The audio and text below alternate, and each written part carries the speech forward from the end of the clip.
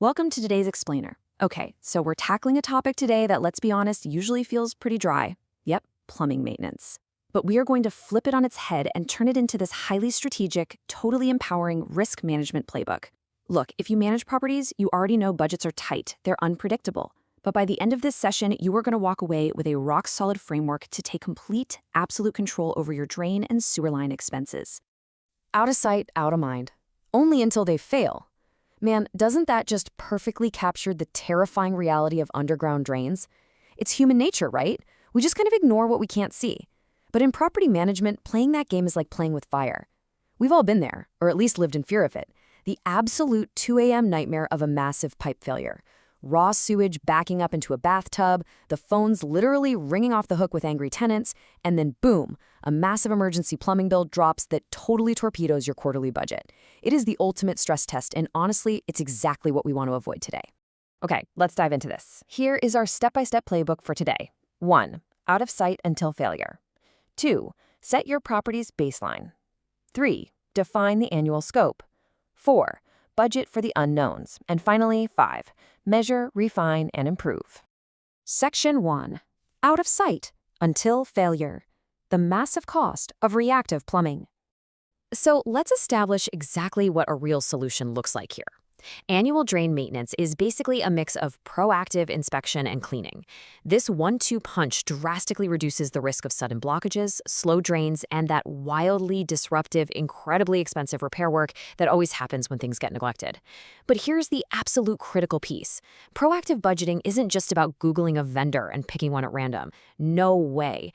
It requires a consistent, repeatable method for estimating the scope of your problem and standardizing your work orders before a contractor ever sets foot on your property. Moving on to Section 2, set your property's baseline. Why generic budgets always fail. And this brilliantly illustrates the core issue. To avoid those budget-busting surprises, you've got to totally ditch the one-size-fits-all budget. I mean, that approach completely ignores your property's unique variables, and it is practically guaranteed to break down when reality hits.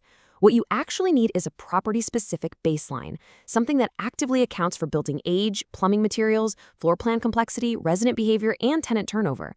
A generic budget just leaves you guessing in the dark, while a property-specific baseline actually empowers you to forecast with real confidence.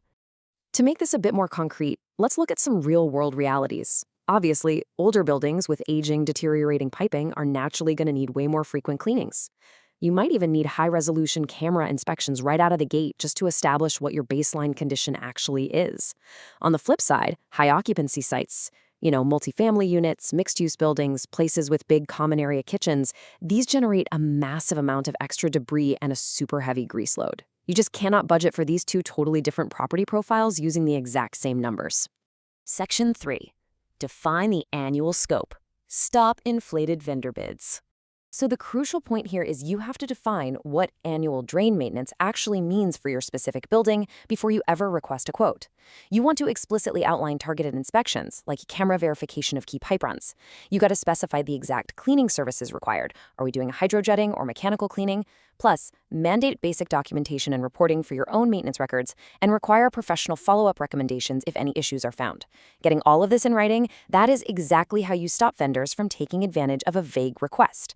But defining your scope goes way beyond just listing out services. If your building has multiple drain systems, you actually need to separate them out in your budget so the costs accurately align with each system's individual risk level. Are you looking at main lines versus unit laterals? What about common area drains, roof drains, stormwater tie-ins, or maybe grease traps? Look, lumping all the plumbing together into one giant bucket is a surefire way to lose track of where your maintenance dollars are actually going. To forecast smartly, you really should implement a risk tier model. Because even with consistent yearly service, not every single year should cost exactly the same amount. Notice how a low-risk tier dealing with routine operations just requires standard cleaning and inspection. Easy enough.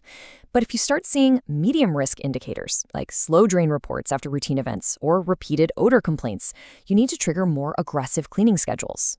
And then for high-risk tiers, indicated by recurring clogs in the same spots or visible deterioration in older camera footage, you absolutely must pivot to early remediation planning. Tying your budget to this tier system prevents you from overspending on healthy pipes and wildly underspending on the failing ones. All right, Section 4, budgeting for the unknowns. padding the playbook. First and foremost here, you have to plan for documentation and compliance. A reliable vendor is going to provide records that actually support your future budgeting decisions.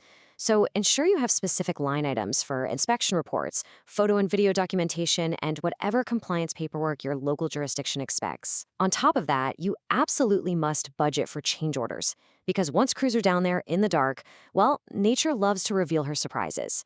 We're talking massive root intrusions, deciding your pipes are a great place to grow, or completely collapsed pipe sections. If you don't have a budget allocated for these wildcards, urgent remedial work gets delayed, and trust me, the problem only gets worse. Now, what's really interesting about this is the concept of a percentage reserve. This is basically the secret weapon for budget stability. When creating annual maintenance budgets, highly effective property managers add this percentage buffer rather than just locking their entire budget to the initial vendor bid. Now, the exact percentage you use is going to depend heavily on your property's history, but the logic itself is totally airtight. Repairs are almost always uncovered mid-job, and emergency responses, they always carry premium pricing. Let's break down how you actually allocate this percentage into what we call the known unknowns. You want to allocate a specific contingency for additional cleaning passes or maybe deeper inspections if a line is just being particularly stubborn. You should also set a reserve for minor remedial work that inevitably gets identified during the year. And crucially, you need a hard, firm separation between emergency drain callouts and your routine maintenance budget.